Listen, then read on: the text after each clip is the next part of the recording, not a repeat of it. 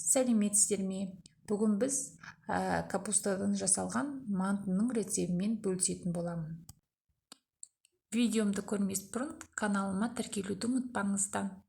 Ең алдымен жарты килограммдай фарш, 2 картоп, көк пияз, капуста керек. Бәрін турап аламыз осылай. 1 қасықтай тұзымызды саламыз. Қалауларыңыз бойынша қарабұш салсаңыздар да болады.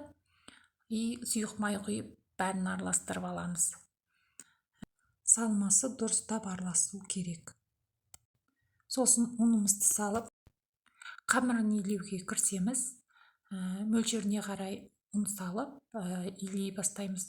Қамырды илегенде қатты мыжып жібермеңіздер, қамыры қатты болып қалмасын. Және осылай жайып, салмасын салып, әркім өз еркінше түйіп аламыз мантымызды. Мантымызды пісіруге жібереміз. Осылай біздің мантымыз пісіп шығады, буы бұрқырап, әдемі болып жабыспайды асты.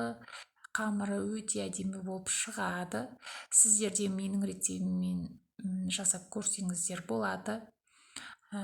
Манты жабыспайды, сочный болып, әдемі болып шығады.